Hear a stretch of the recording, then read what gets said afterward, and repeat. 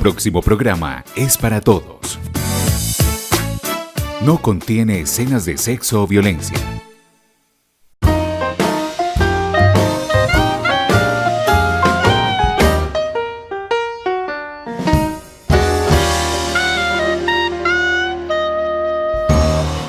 Un saludo a los televidentes de Tinteando con la Firma.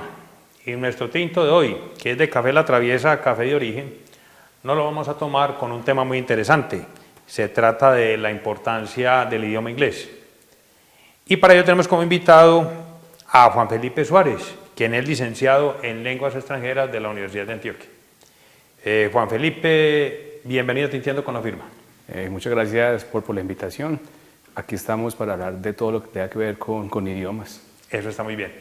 Bueno, Juan Felipe, claro que no viene al caso porque el tema es el inglés, pero de pronto escuchó usted hace días a la vicepresidente hablando de una lengua por africana, Swahili, no sé, y decía ella que queríamos, que la idea era aprender también eso, y decía yo, bueno, pero si no sabemos siquiera inglés, ¿cómo vamos a aprender otro idioma? Bueno, no sé. ¿Vos qué opinas de eso? Lo que pasa es que, digamos que hay muchas personas que ven el inglés como quizás una imposición, por lo que en Colombia solamente se maneja el inglés como lengua extranjera, sí, no como segunda lengua, porque en Colombia pues la verdad no tenemos una enseñanza que se llame segunda lengua, es la lengua extranjera. Pero supongo yo que hay muchas presiones para que introduzcan otras lenguas, como sí, para que dinamizar un poco eso. Lo que yo pienso es que, estoy de acuerdo con lo que usted dice, se debe enseñar primero el inglés. ¿Por qué? Porque el inglés es un idioma que es universal, aparte de que es universal, es un idioma académico. Muchas de las literaturas, de la teoría, de la parte científica está escrita en inglés. Entonces, para muchos estudiantes de la universidad, ellos saben, reciben muchos artículos y muchas cosas en inglés. Entonces, yo creo que hay como priorizar. Primero, pues aprender el inglés, defendernos todos en esa lengua extranjera, y ya ahí sí podemos aprender otro idioma que sea más del gusto propio del estudiante. Bueno, usted es una persona muy joven. De pronto muchos televidentes que nos estén viendo les habrá tocado cuando, como lo dice usted, nos imponían en el colegio que teníamos que aprender francés, ¿sí? Y bueno, estudiamos mucho francés, ya después empezó también lo del inglés. Y la verdad es que uno se aprendía por ahí cancioncitas, que el Padre Nuestro, que del 1 al 10, y que el famoso verbo to be, y la verdad... Hombre, de primero de bachillerato, hoy sexto, hasta 11, esas eran las clases de inglés, y la verdad la gente, no sé si había como cierta oposición o cierto desgano a aprender inglés. ¿Esa parte no le tocó a usted ese tiempo? No, a mí me tocó también. No me digas, sí. Y creo que todavía sigue como quizás vigente esas enseñanzas tradicionales. Porque son, digamos, métodos que son muy tradicionales que ya, digamos, deberían estarse actualizando. Pero también ahí viene una nueva era de nuevos profesores que están pues, saliendo pues, de la universidad, que se están metiendo como al magisterio, ¿cierto?, a los colegios. Sí, sí. Y esos profesores nuevos que están saliendo, que son egresados de universidades pues, de Colombia, que muy buenas, por ejemplo, la de Antioquia, que es, cada semestre tras semestre pues, saca buenos egresados. Sí. Se están metiendo al magisterio, porque es que anteriormente, cuando yo empecé la carrera en la universidad, muchos de nosotros estudiantes se van del país, muchos. Entonces salen, cogen su título y se van a trabajar al extranjero, porque digamos que la carrera pues eso tiene esa posibilidad. Sí. Pero ahora veo muchos amigos míos de la universidad que quieren meterse al magisterio, y son todos esos profes que están trayendo pues como todas esas nuevas metodologías.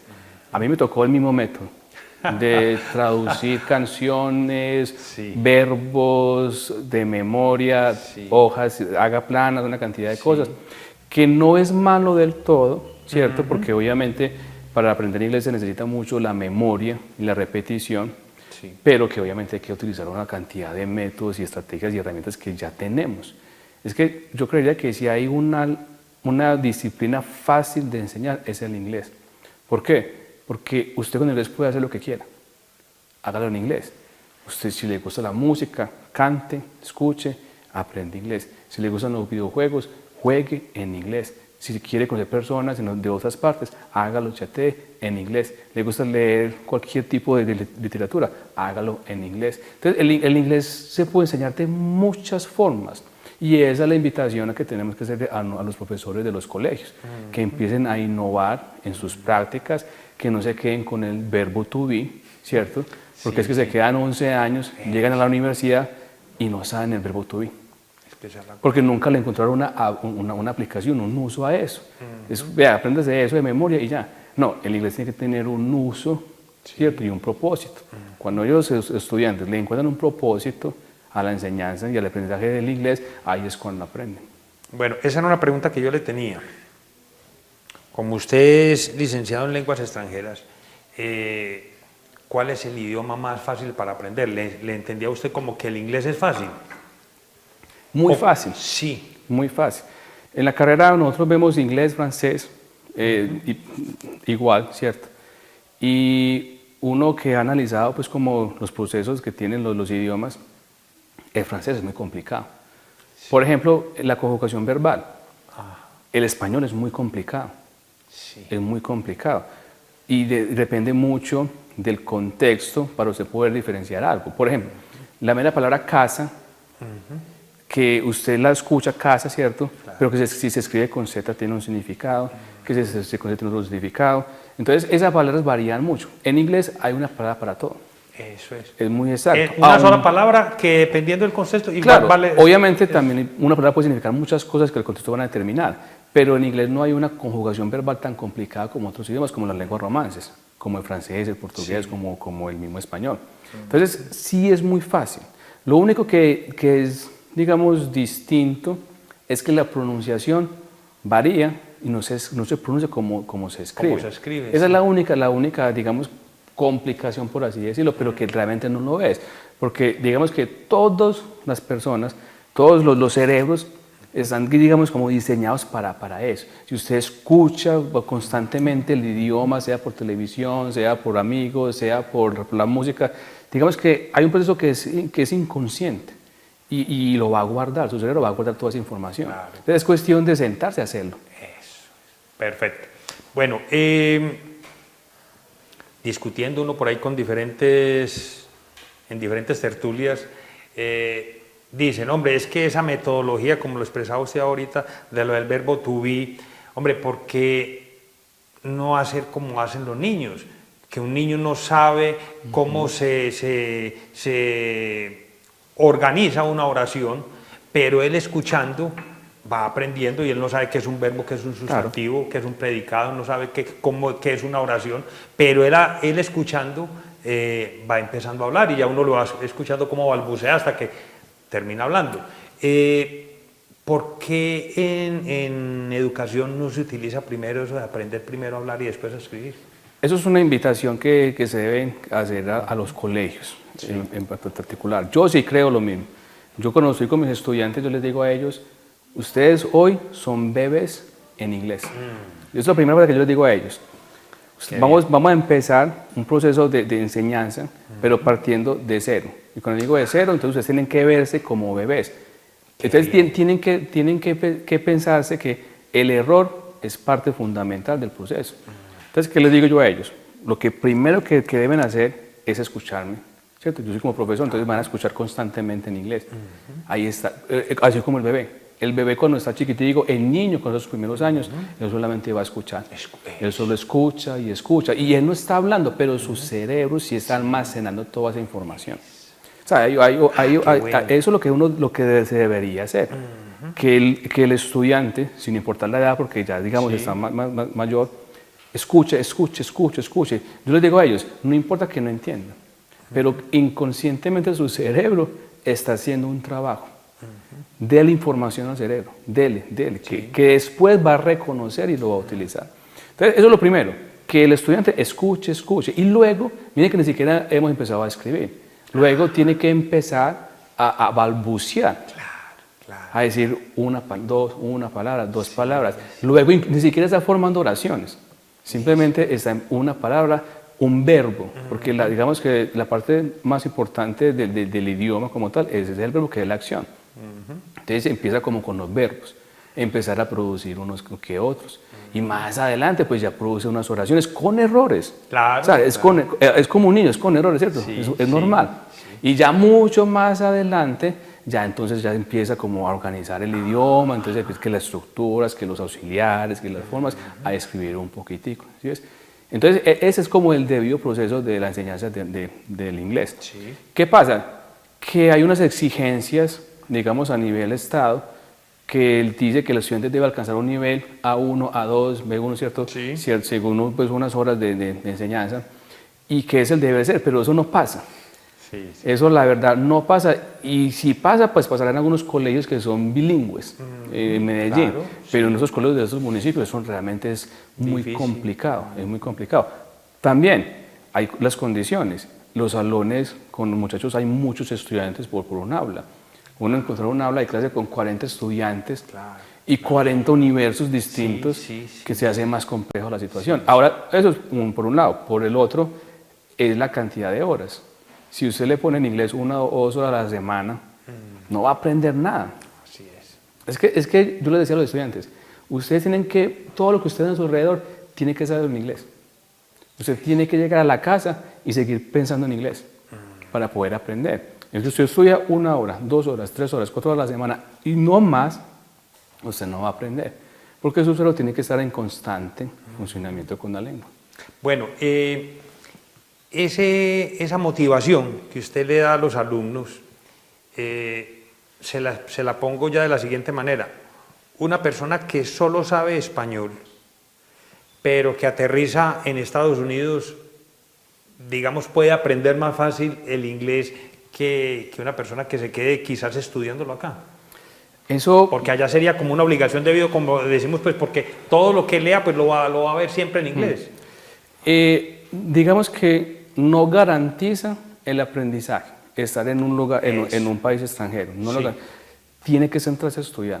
Yo recuerdo una experiencia cuando trabajaba en la universidad, que nos llegaban profesores de Inglaterra, extranjeros. Nativos, como dicen ellos. Exacto.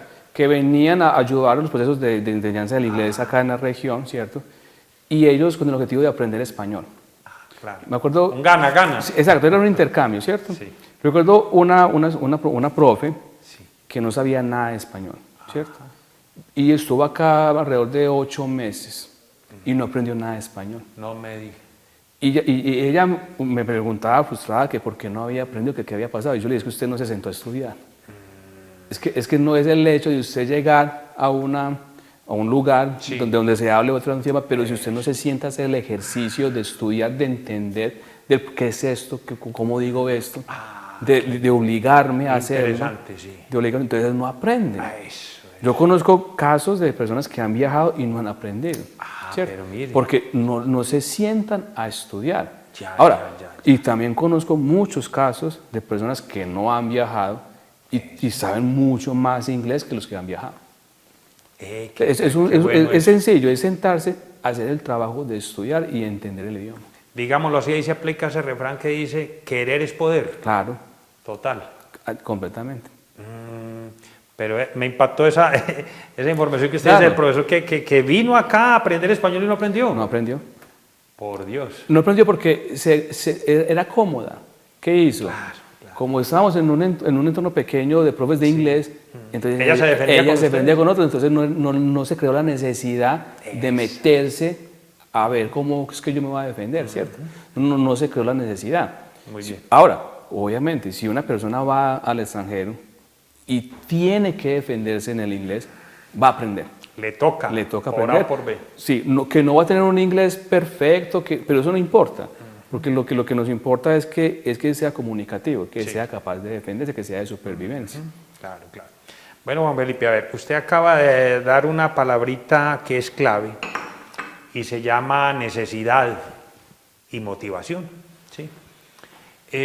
Hombre, hace 30, 40 años, un estudiante difícilmente sentía la necesidad o tenía la motivación, o sea, no vamos a generar, no vamos a decir que todos, pero muchos estudiantes no sentían la necesidad de aprender inglés, porque no se necesitaba, ¿cierto?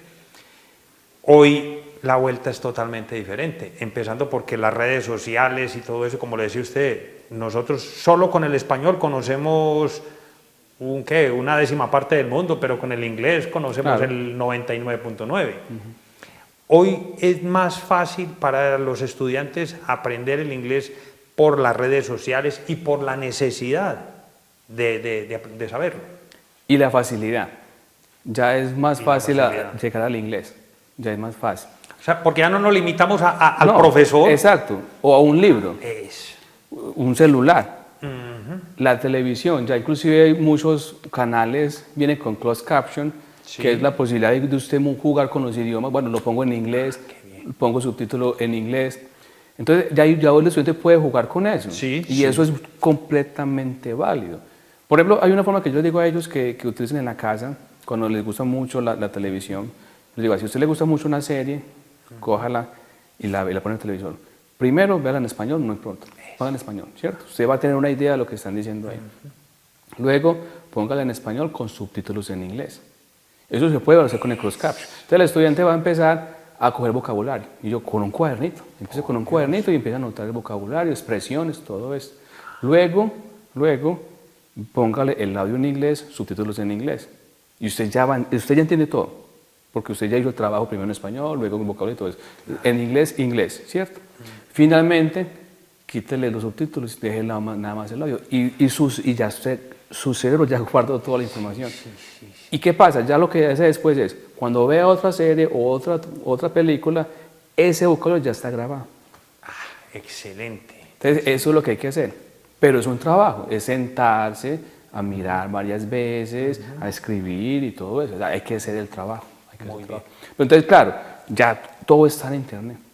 Todo está, todo. Usted no buscar en Google, quiero aprender inglés, y le van a aparecer cantidad de cursos gratis, cantidad de actividades, de explicaciones. No es necesario. Yo le digo a los estudiantes, el mejor profesor no soy yo. El mejor profesor es usted el que está sentado ahí. Qué bueno. Es así. Por Dios. Bueno, yo creo que los televidentes están con los ojos muy abiertos escuchando toda esta información, porque en realidad usted como que desglosa todo de una manera tan simple, tan sencilla, que no hay por qué no aprender. Sí, no hay. Es decir, haga en inglés lo que quiere hacer. Si le gusta una canción, búsquela en inglés y cántela. Pero, profe, yo escucho mucha música. Sí, pero se sentó usted a hacer la interpretación, porque hay algo muy importante en esto. Cuando usted escucha una canción de cualquier cantante de habla inglesa, usted no debe buscar la traducción o la interpretación de otra persona. ¿Por qué? Porque eso va a variar mucho. Usted lo que debe hacer como estudiante es, la canción que a usted le gusta, usted mismo hace la interpretación, ¿cierto? No permita que un traductor, porque ya eso pues obviamente ya todo está, no, haga el trabajo usted. Siéntese, mire la letra, empiece a hacer la interpretación, vaya escribiendo, saque su listado de vocabulario y no se quede con eso. Ah, muy bien, ya entiende la canción, cántela. Cántela. Yo aprendí mucho inglés con la música y yo era fascinado. Yo me acuerdo que yo cogía una canción que me gustaba mucho sin saber el mero ritmo, porque uno muchas veces no entiende, pero con el mero ritmo usted como que le gusta mucho y usted como está contento, ¿cierto? Yo me acuerdo que yo me fasciné cuando empecé a interpretarla yo mismo, ¿cierto? Con un diccionario ahí cualquiera, la letra, yo vi, pero ¿qué es eso tan bueno, tan interesante? Entonces yo cada vez como que me engomaba más con la cuestión de la letra y ya sabía muy bien lo que decía y estaba muy contento porque entendía muy bien la canción y luego empezaba a aprendérmela. Ahora, es un proceso que dura más o menos 2 horas. O sea, es que hay que dedicarle mucho tiempo. Una canción que dura 4 minutos, para usted entenderla y cantarla, usted tiene que dedicar por lo menos 2 horas de su tiempo. Porque usted, por ejemplo, pone los primeros 30 segundos y usted repite lo que están cantando. Luego los otros 30. Entonces ya van sumando segundos, ¿cierto? Y va sumando hasta que la cante toda. Y ya usted, entonces ya después, ¿qué pasa? El estudiante se va a sentir muy satisfecho. Porque eso pasa cuando hay frustraciones. En todo proceso de enseñanza aprende que hay frustraciones. Pero cuando él entiende, por ejemplo, ya sabe la canción y escuchó por otra parte palabras y entendió, eso lo va a hacer sentir muy bien y le va a dar más ganas de aprender. Vea, yo en España, yo trabajo en el municipio de Hispania, en un colegio, yo he promovido mucho la música. Y tenemos un festival que se hace año tras año de la música. Y yo les digo a ellos, no es cantar por cantar. Hay un grupo que son 20 estudiantes, 25 estudiantes. El grupo que tiene que hacer, tiene que cantar y personificar la canción. Es decir, tiene que de una vez actuarla y con lo que están cantando la gente no va a entender. Pero si usted lo va a actuar, la gente quizás lo va a entender. Pero ellos tienen que cantar y tienen que actuar la canción. Excelente, excelente. Profe, entonces tiene buenos discípulos usted en Hispania. Muy buenos. De verdad, qué bien. Muy buenos. Yo recuerdo cuando yo llegué al colegio, como muchos colegios, supongo, muy apáticos con el inglés, no les gusta el inglés, qué pereza, porque por el hecho que no entienden. Entonces, ¿qué pereza? Yo no entiendo eso, qué pereza, o sea, yo no entiendo eso, qué pereza. Entonces, hoy por hoy, una de mis grandes satisfacciones que tengo en el colegio es que me dijo, yo quiero estudiar idiomas. Qué bien, ¿no? Y sí, yo me siento muy orgulloso. Que me dicen, profe, yo quiero, y cada vez, año tras año, son más. Entonces, la labor se está haciendo bien. Qué bien. La labor se está haciendo bien. Bueno, profe, hagamos un paralelo en ese tiempo donde usted era estudiante y con esos estudiantes que usted tiene ahora. Sí. Voy a tirar al charco a los profesores. Sí influye el profesor, como lo dice usted. Mire la técnica que está utilizando usted y la técnica que utilizaban o que utilizan todavía muchos profesores. Claro, eso es un parte y parte. Como lo dije anteriormente, si bien es cierto, el estudiante se convierte en profesor porque es el que se tiene que dedicar más tiempo por su cuenta, el profesor sí debe motivar constantemente al estudiante. Si hay un profesor que no lo motiva a aprender, pues el estudiante simplemente se va a quedar ahí, ¿cierto?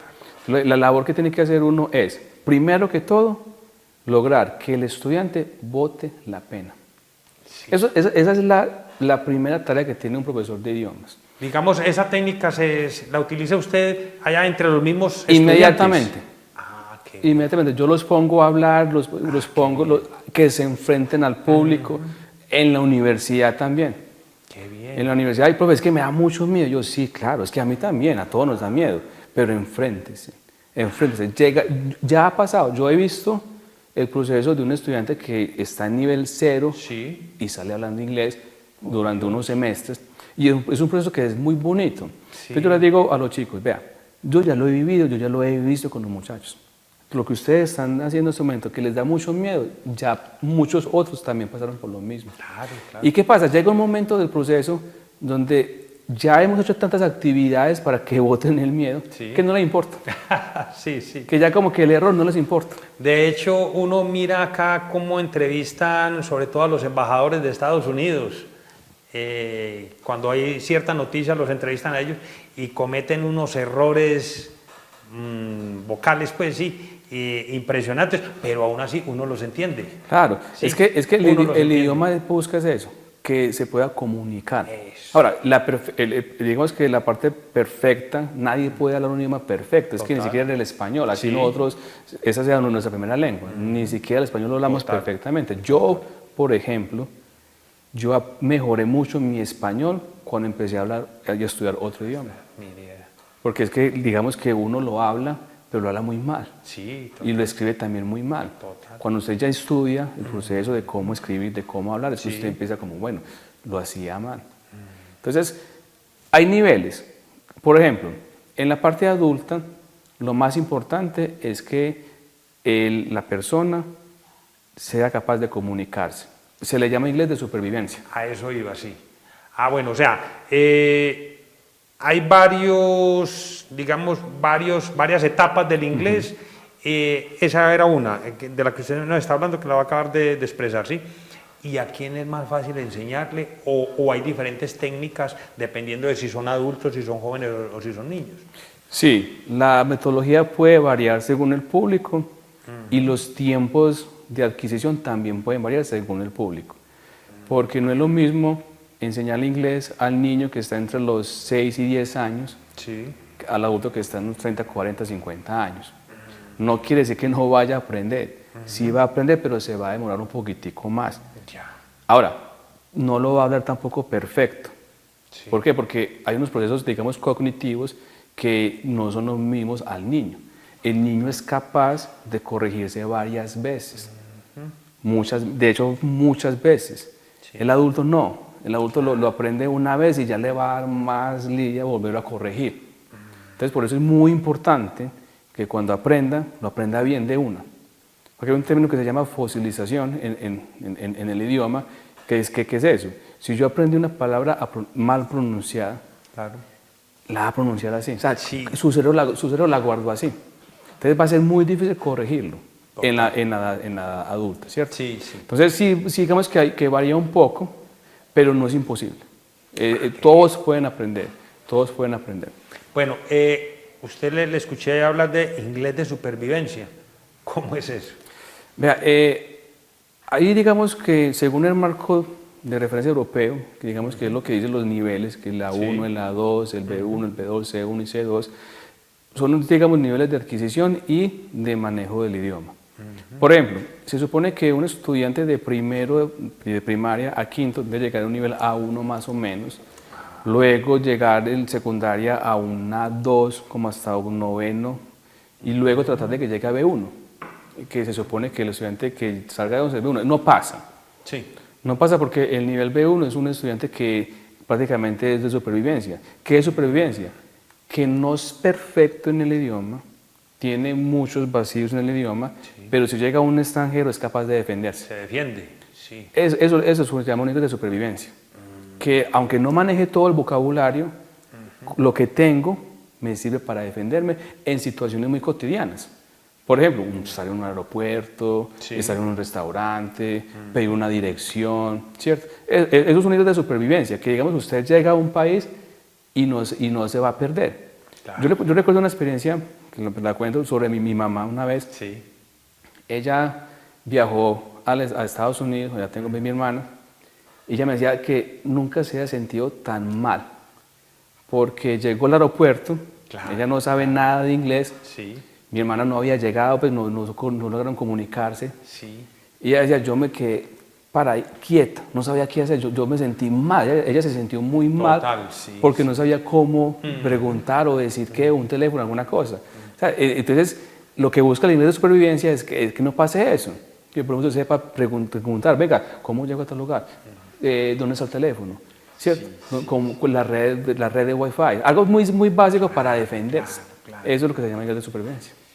Qué bien, y de hecho, mire, ella quizás por ese temor de expresarse, pero así hubiera sido en español, alguien de pronto... o las señas, obviamente también por señas, pues alguna cosa, pero digamos que claro, todo el mundo hablando en el idioma en inglés, eso obviamente va a ser...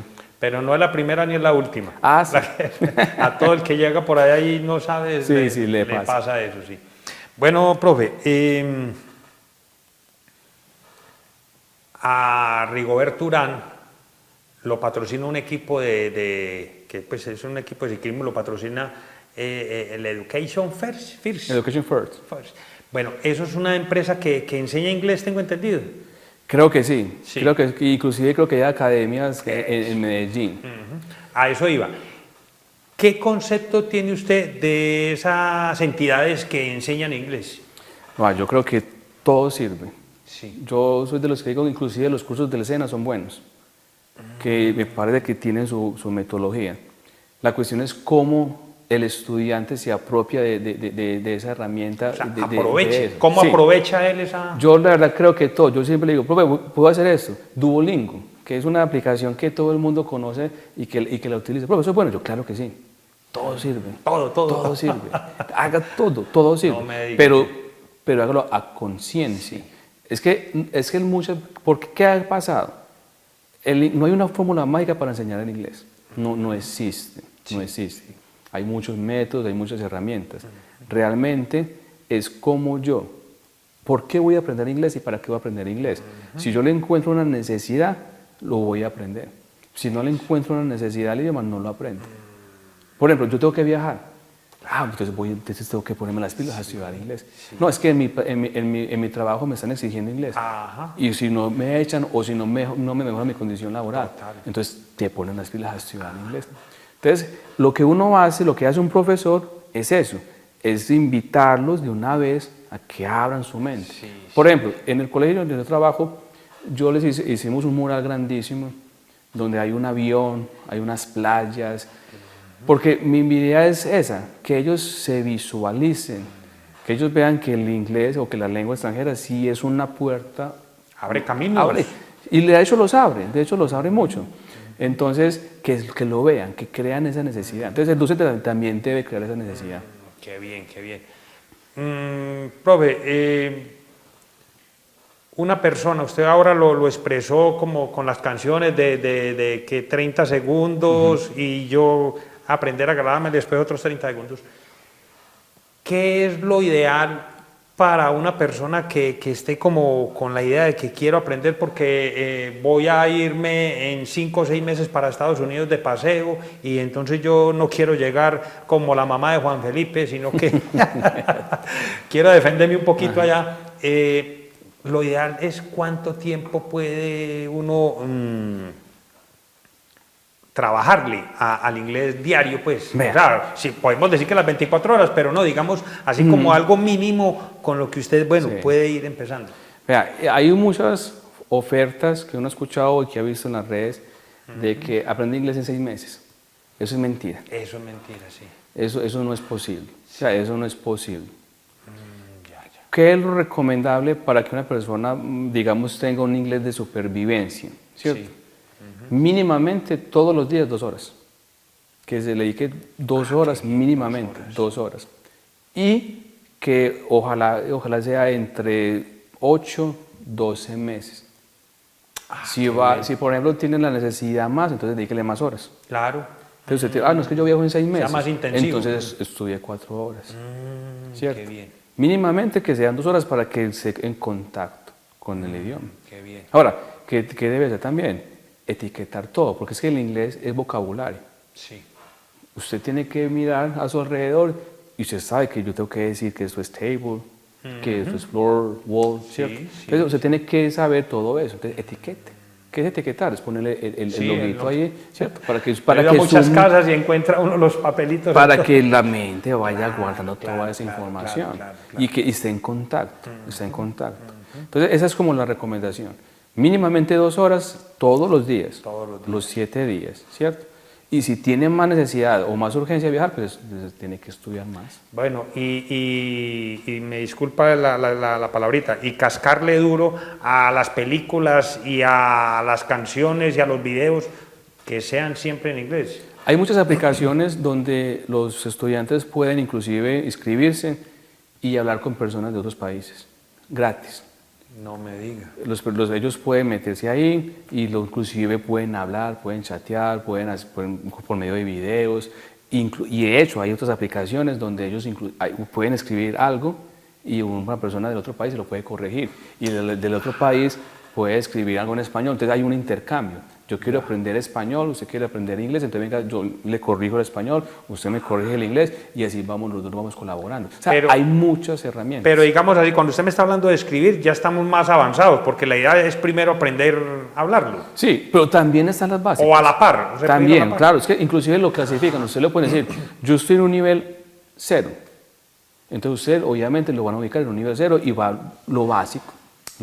Qué bien, pero lo llevan por el camino, es decir, todo está.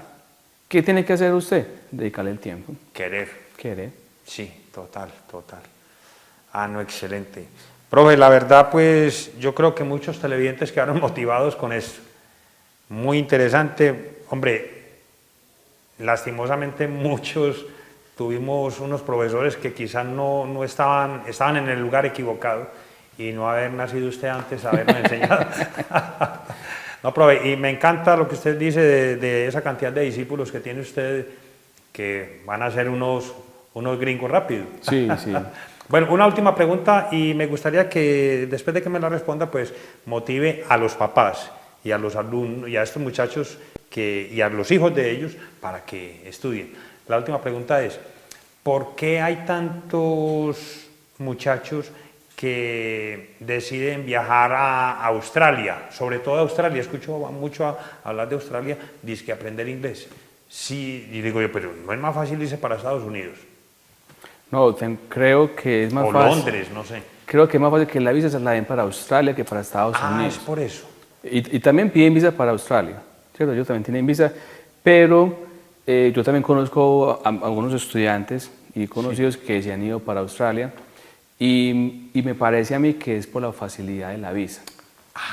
Da más fácil las visas para viajar a Australia que a Estados Unidos. A Estados Unidos es más complicado el proceso, inclusive hasta dura más tiempo. Claro. Ahora, en Australia pues sí existe como esos programas donde la persona puede ir inclusive a trabajar y aprender el idioma. O sea, eso es muy fácil. En Estados Unidos es más complejo porque o usted pide una visa de trabajo que es más complicado que esa la den, o simplemente una visa estudiantil que solo puede estudiar. Claro. O una de turismo que usted no puede ni estudiar ni trabajar. Sí. Entonces digamos que en ese tema es más fácil ir a Australia. Ya, perfecto. Bueno, profe, y ya para terminar cortico, motive a los papás y a los estudiantes vea, que lo hagan. Listo. Tenemos que empezar desde la casa.